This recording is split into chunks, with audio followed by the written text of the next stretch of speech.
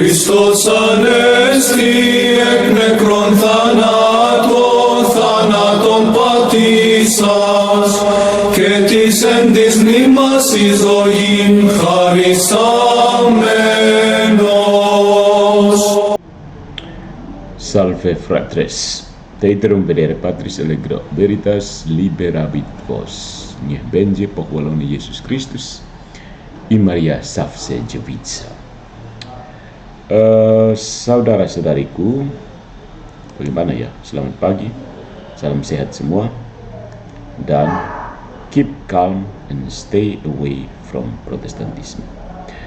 Jadi menurut saya, dengan ada banyaknya repetisi kebingungan dari para paus Protestan yang berkeliaran di sosial media, menurut saya ini kesempatan bagi kita umat Katolik untuk mengasah dan mempertajam serta menegaskan doktrin Katolik yang tidak pernah berubah meskipun terus digigit oleh Protestantisme.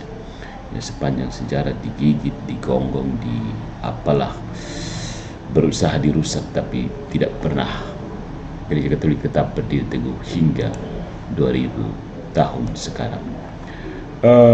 Dalam video yang terakhir, Paus Albertus Mampuk memilih untuk mengadakan polemik dengan Patris Allegro.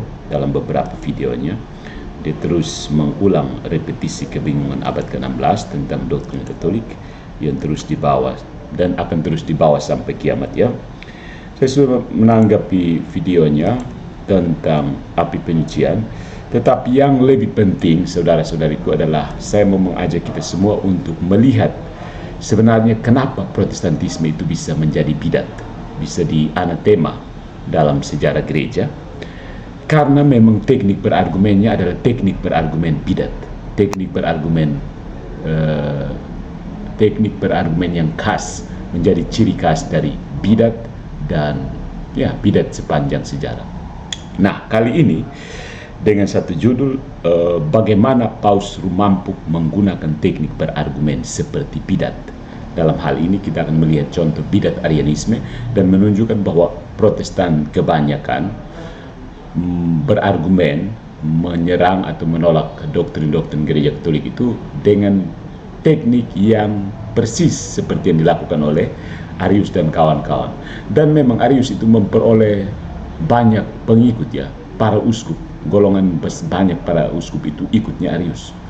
Karena teknik berargumen yang sama itu sedang digunakan oleh paus-paus Protestan yang berkeliaran di dunia ini. Yaitu Paus Mampuk yang baru saja mengangkat diri dan menentang Patris Allegro. Dia pikir Patris Allegro itu hanya modal opini pribadi doang, sehingga dia berusaha untuk meruntuhkan seperti dulu Arius mau meruntuhkan siapapun.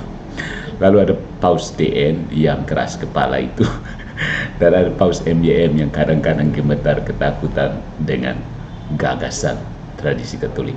Nah, setelah berulang kali menanggapi pernyataan-pernyataan saya, semakin jelas terdapat kemiripan antara teknik berargumen Paus Mampuk dan beberapa paus Protestan lain seperti DN alias Dekingares, MYM alias Muriwali Yanto Matalu seputar serangan mereka terhadap Gereja Katolik. Camkan, ketika mereka mengajar ajaran Katolik yang mereka ambil pada abad ke-16 itu, mereka akan mengajar dengan sangat elegan. Tetapi ketika tiba giliran mereka mengajar tentang ajaran khas Protestan, disitulah mereka mulai menyerang Gereja Katolik dengan teknik argumen ciri khas para bidat sepanjang sejarah. Nah, setelah menanggapi secara khusus video Albertus Mampuk yang terus mengigaukan kebingungannya terhadap doktrin purgatorium yang dibuang oleh para bapa reformasi abad ke-16 karena bertentangan dengan doktrin inovasi mereka, kali ini saya mengajak kita semua untuk melihat kemiripan argumen Protestantisme dengan contoh kasus Paus Albertus Mampuk untuk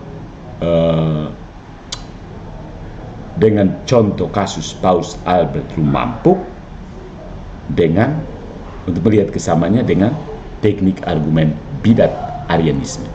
Dan ketahuilah, bidat Arianisme itu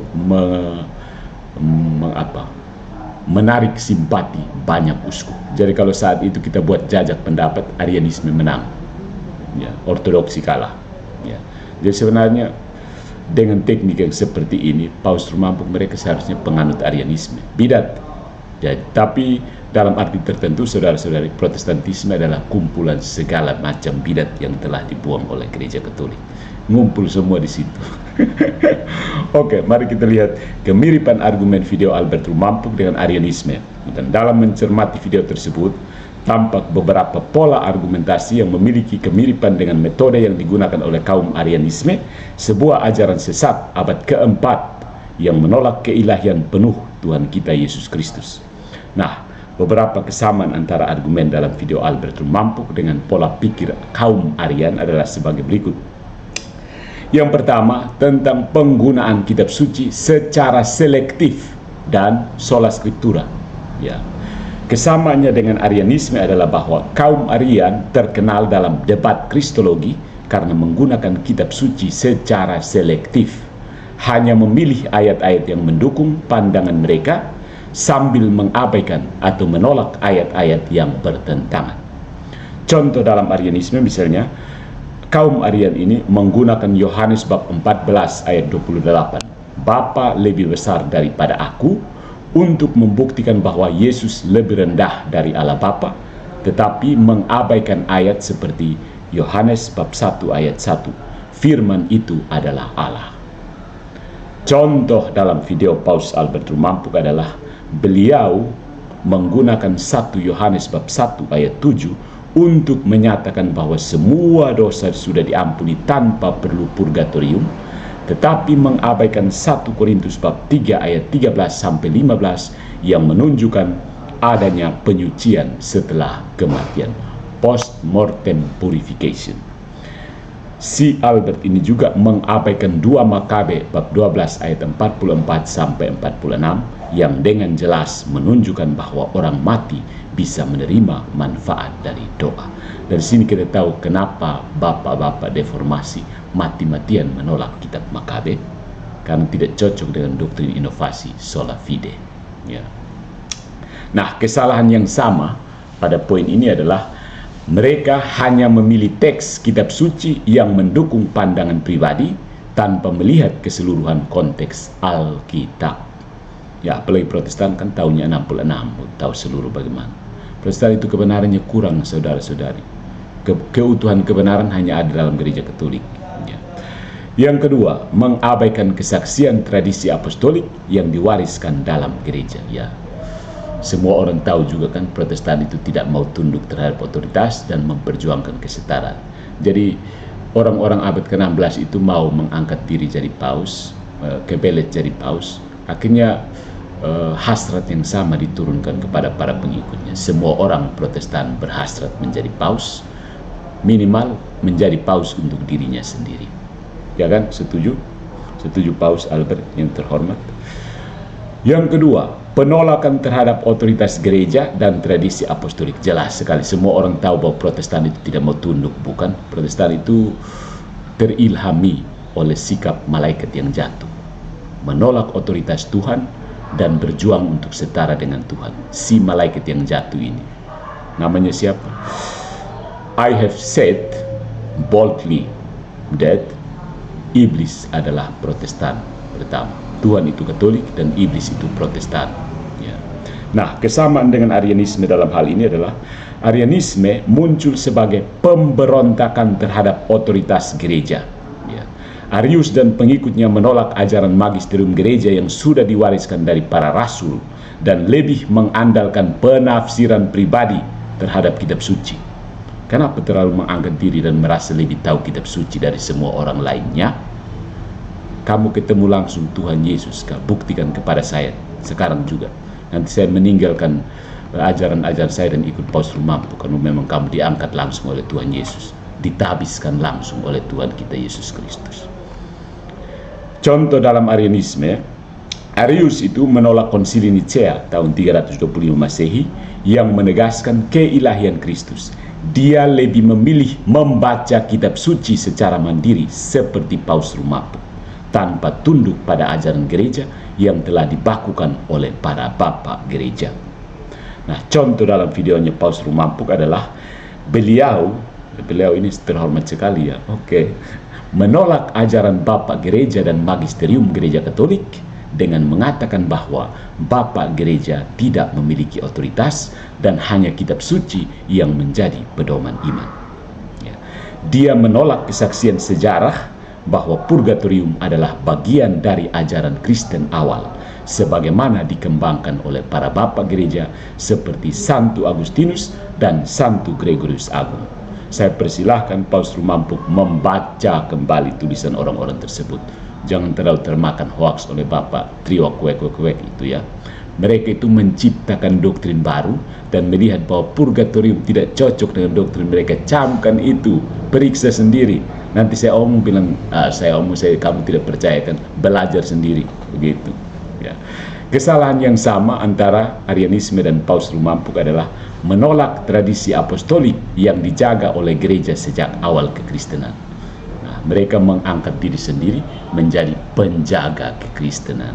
Woi, lu siapa lu, orang Kupang bilang? Lu berlahir kemarin juga angkat diri macam lu lebih tahu kitab suci. Padahal bacaannya LAI doang. Ya.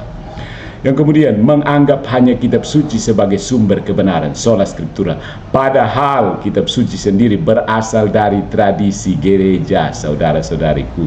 Jadi baca kitab suci tanpa mengenal tradisi gereja dijamin pasti tersesat, ya, dan akan bingung sampai kiamat, seperti Protestan yang terus-menerus merepetisi kebingungan mereka dan mencoba mengajak orang Katolik untuk ikut larut dalam repetisi kebingungan Protestantisme.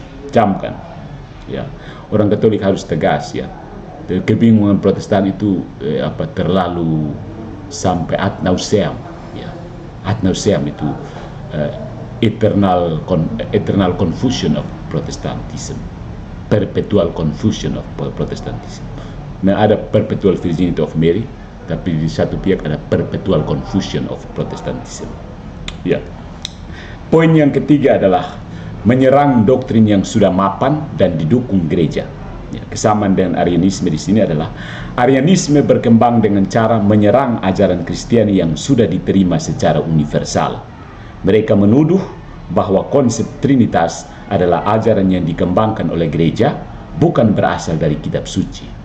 Contoh dalam Arianisme, Arius mengatakan bahwa Trinitas adalah inovasi teologis yang tidak ada dalam Alkitab, meskipun konsep Allah Tritunggal secara implisit diajarkan dalam Perjanjian Baru. Dan contoh dalam video Paus Rumampuk, beliau mengatakan bahwa purgatorium adalah inovasi gereja Katolik yang tidak ada dalam Alkitab, meskipun konsep penyucian setelah kematian memiliki dasar biblis dan didukung oleh tradisi suci. Dia juga menuduh bahwa gereja Katolik lebih percaya kepada Bapak Gereja dibandingkan kitab suci, suatu tuduhan yang mirip dengan klaim Arian bahwa gereja menambahkan konsep Trinitas yang tidak ada dalam kitab suci. Ya. Nah, kesalahan yang sama di sini adalah mereka, Arius dan Rumampuk ini, menganggap doktrin yang sudah ada sejak zaman para rasul sebagai inovasi baru yang salah. Dan yang kedua, mereka berdua, Besti Arius dan Besti Rumampuk, mengabaikan fakta bahwa gereja sejak awal sudah mengajarkan konsep penyucian jiwa setelah kematian. Ya. Nah, rupanya yang poin kedua ini bukan Besti dan Ariannya, ini Besti sesama Protestan doang. Poin yang keempat adalah kontradiksi dalam argumentasi. Ya, siapa bilang Protestan tidak kontradiksi? Kita akan lihat inkonsisten, kontradiksi, tidak logis, gnostik dan sebagainya. Kesamaan dengan Arianisme adalah kaum Arian seringkali menggunakan argumen yang tidak konsisten. Mereka mengakui bahwa Yesus adalah anak Allah, tetapi tidak mau mengakui bahwa ia juga Allah yang setara dengan Bapa. Ya. Contoh dalam Arianisme adalah Arius mengatakan bahwa Yesus diciptakan oleh Allah, tetapi tetap ingin menyebutnya sebagai anak Allah. Suatu kontradiksi logis, karena anak Allah pasti Allah, bukan? Anak Allah itu Allah. Anak Rumampuk ya pasti seperti Rumampuk. Anak manusia Rumampuk ya akan jadi manusia Rumampuk, begitu. Contoh dalam video dari Paus Rumampuk adalah beliau mengatakan bahwa penebusan Kristus itu sempurna tetapi di sisi lain tetap mengakui bahwa orang Kristen masih bisa berdosa setelah dibaptis. So, what's the problem here, Paus Rumampuk? Kalau penebusan Kristus itu sempurna dan Rumampuk masih berdosa, berarti penebusan belum sempurna dong. Atau gimana penjelasanmu? Ya. Penebusan Kristus itu sempurna, tapi saya yakin Paus Albert Rumampuk masih penuh dengan dosa. Jadi jangan segan-segan menyucikan diri ya. Dan kalau kamu belum sepenuhnya suci, kamu belum bisa masuk surga. Ya. Jadi bagaimana ketika kamu dalam upaya menyucikan diri, tapi tubuh sudah terpisah dari jiwa? Bagaimana caranya? Bingung bukan? Paus Rumampuk mengkritik konsep purgatorium, tetapi percaya bahwa manusia harus dikuduskan sebelum masuk surga. Dia percaya itu bukan?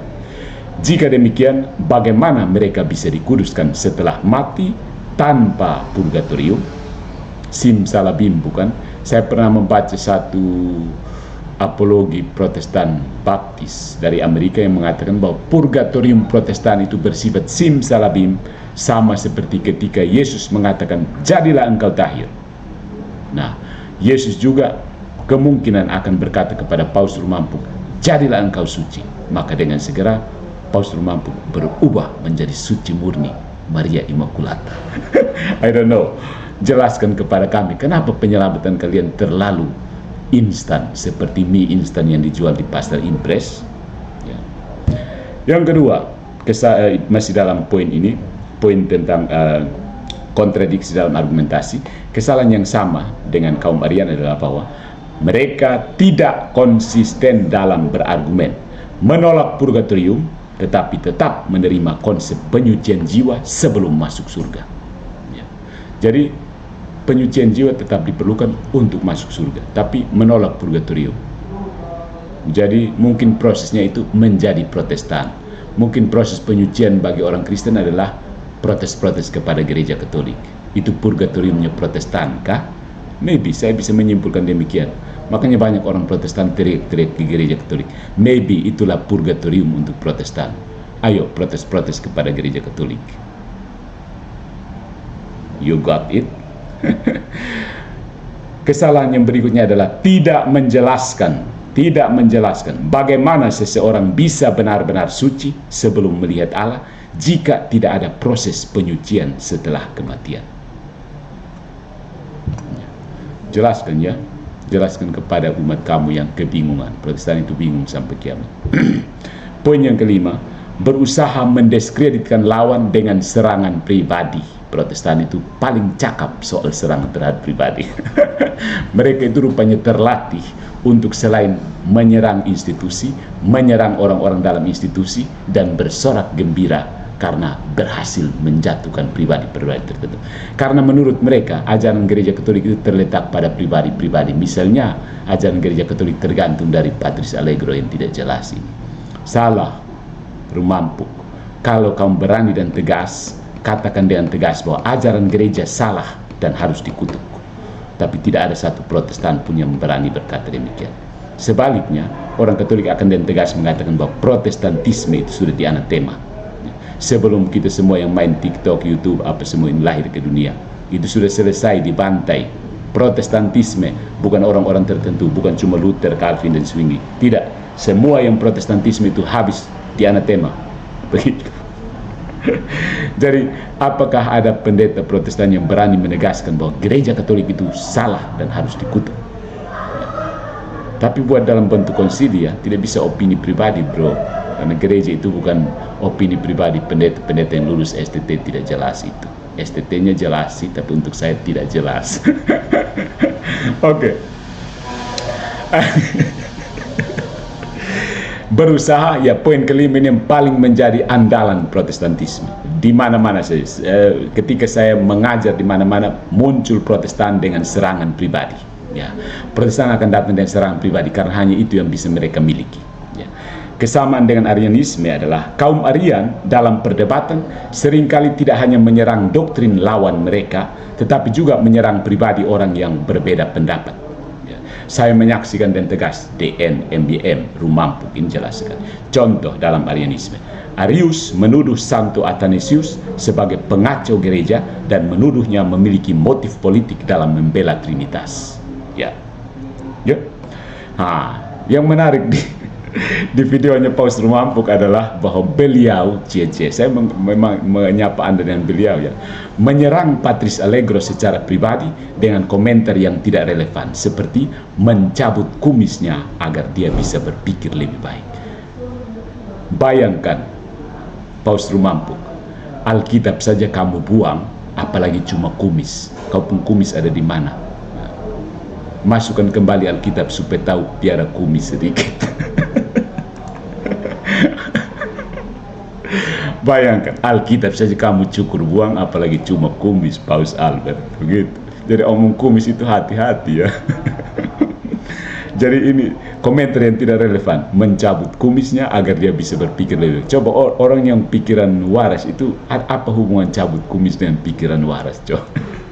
Itulah teknik menyerang pribadi, supaya sekaligus dalam dunia sosial media seperti ini, kalau orang banyak tertarik dengannya seperti itu kan, cepat jadi viral. Mengatakan bahwa Patrice Allegro berbohong atau sengaja menyesatkan jemaat tanpa membuktikan secara akademik kesalahan dalam argumentasi. Saya tidak berargumen untuk menyampaikan opini pribadi, bro. Saya hanya mengatakan bahwa ajaran gereja seperti ini. Tugas kamu sebagai Protestan yang menyerang terus gereja Katolik, baca sendiri perspektif gereja Katolik. Gereja Katolik sudah 2 milenium, bukan baru kemarin. Ya begitu. You yang tolak purgatorium, you yang harus cari tahu apa sih purgatorium sehingga saya harus tolak. Ya, karena purgatorium itu ada, kamu menolak purgatorium. Kenapa kamu tolak? Jelas sekali kamu tolak kan. Purgatorium tetap ada kan. Kamu tolak karena apa? Kamu akan menjelaskan alasan penolak kamu, tapi intinya bahwa kamu memang menolak purgatorium. Itu sama seperti ateis kan. Tuhan ada dan kamu tolak Tuhan. Purgatorium ada dan kamu tolak purgatorium. Karena apa? Inovasi doktrin sola fide kamu bertentangan dengan purgatorium. Jadi tidak bisa. Lu mau ambil yang mana? Mau ambil sola fide atau ambil purgatorium? Ya terpakai karena kamu merasa bahwa sola fide lebih benar, ya sudah, purgatorium harus salah. Ya. Jadi dilema Protestan sebenarnya di situ. Ya, jadi itu. Patrice Allegro berbohong atau sengaja menyesatkan jemaat tanpa membuktikan secara akademik kesalahan dalam argumen.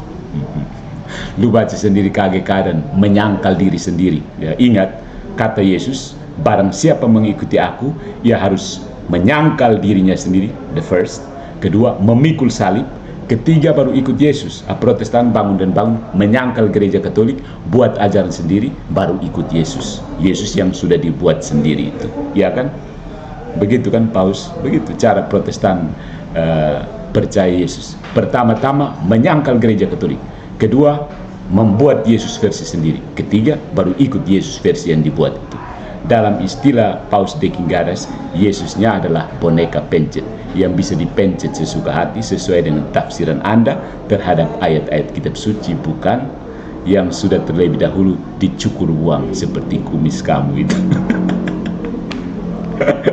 Jadi kesalahan yang sama adalah menggunakan serangan pribadi atau yang dikenal dengan ad hominem, fallacia ad hominem. Ad hominem itu bahasa Latin artinya kepada manusia. Jadi serangan terhadap pribadinya. Sebenarnya tidak relevan dengan gagasan. Jadi sepung kumis ini tetap begini, tapi argumennya tetap argumen Katolik ya, yang tidak terkalahkan sepanjang sejarah. Bidat-bidat itu desperately mengetuk-ngetuk tembok, menggaruk-garuk tembok gereja Katolik. Tapi ya, anak masih selesai. Jadi trik dari Protestantisme pada umumnya, kalau saya ya kebanyakan, ya tidak semua tapi kebanyakan lebih menggunakan serangan, mengandalkan serangan pribadi, dan banyak sekali saya menyaksikan sendiri, daripada fokus pada argumen teologis. Karena memang Donson tahu kalau mau argumen basis teologis ada, bro. Bosan pun basis bukan basis teologis, basis filosofis kamu sebenarnya salah. Kalau kamu mau jujur dan sedikit menyelam kepada dasar penafsiran kalian, filsafat nominalisme itu tidak cukup untuk menjelaskan realitas. Ya. bahayanya adalah bahwa Luther itu menciptakan Protestantisme dengan cara menolak teologi skolastik. 97 dalil Luther itu atau yang dikenal dengan disputasi menolak teologi skolastik itu sebenarnya adalah asal muasal Protestantisme, biang keladi Protestantisme. Dengan berusaha menolak filsafat skolastik, dan pada hakikatnya seseorang tidak bisa sama sekali menolak filsafat. Anda hanya bisa beralih dari sistem filsafat satu ke sistem filsafat yang berikut.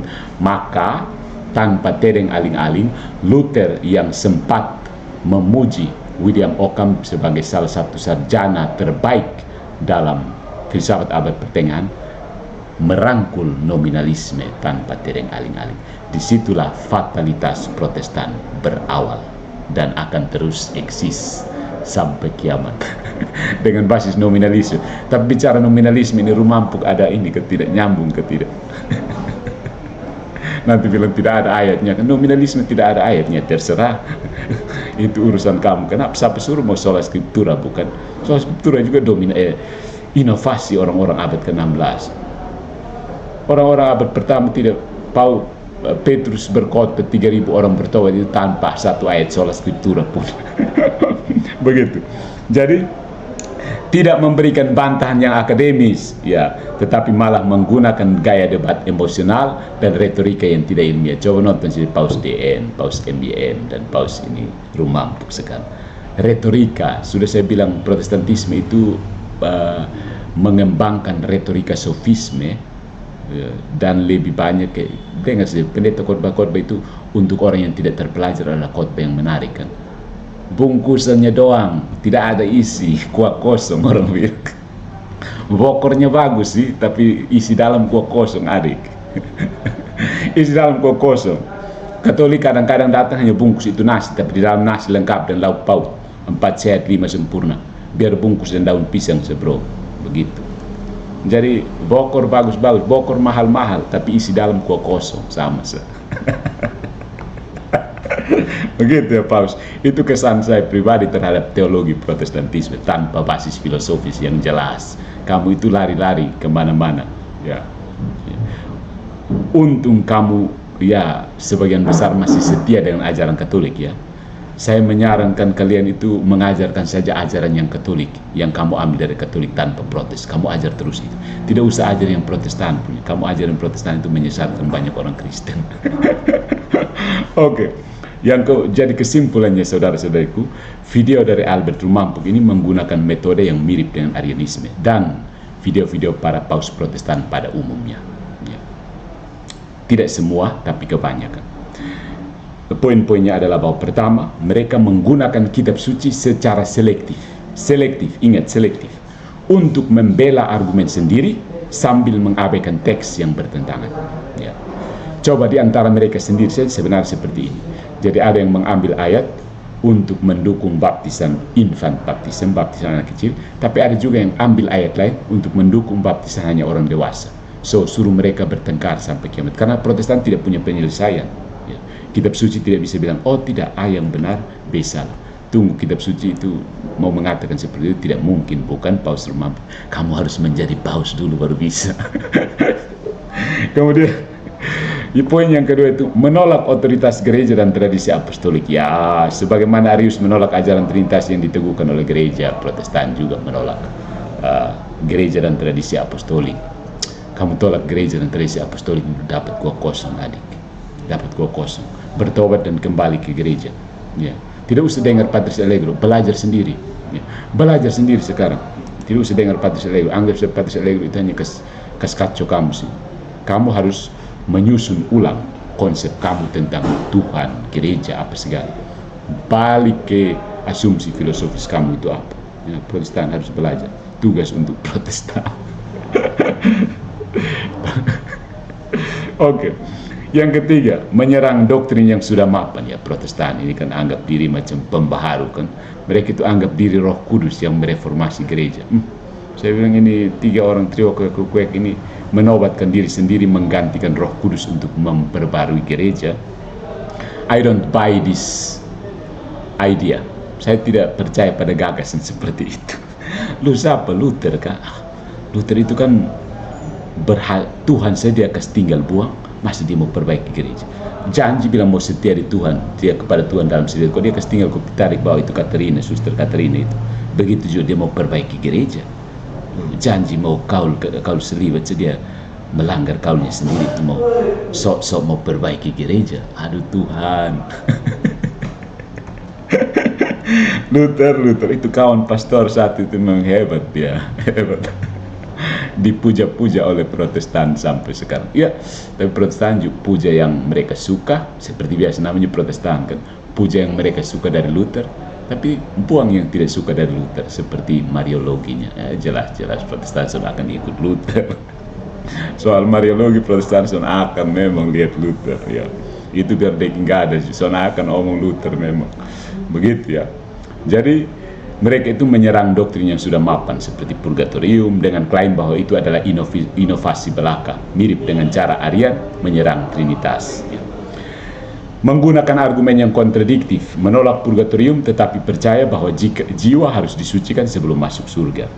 Kemudian menggunakan serangan pribadi terhadap lawan, alih-alih membantah argumen secara akademis dan sistematis. Ya, saya pikir tidak ada. Protestan tidak punya dasar untuk menegaskan kebenaran Protestantisme. Tidak ada. Protestantisme itu hanya bisa eksis dalam polemik dengan gereja Katolik. Selain itu, you have no reason to be. There is no reason for being for Protestantism. Camkan itu, saudara-saudariku yang Katolik.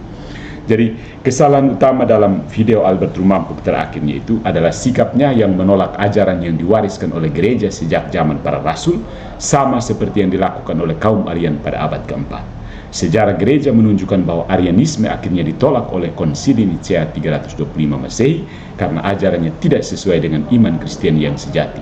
Demikian pula, gereja Katolik tetap mempertahankan doktrin purgatorium yang dipertanyakan oleh trio Kwek abad ke-16 dalam Konsili Trente karena memiliki dasar kitab suci didukung oleh Bapak Gereja dan yang paling penting masuk akal secara teologis. Tapi pasti saja tidak masuk akal Protestan yang menganut filsafat nominalisme. Ya, jadi saya menantang orang-orang Kristen untuk membahas apa hubungan filsafat nominalisme dan teologi Protestan. Saya kira di luar negeri orang sudah banyak membahas. Saya tunggu pembahasan dari pendeta-pendeta Protestan tentang hubungan filsafat nominalisme dengan teologinya trio Kwek atau a.k.a. Bapak Reformasi, a.k.a. Bapak Revolusi, a.k.a. Bapak Deformasi.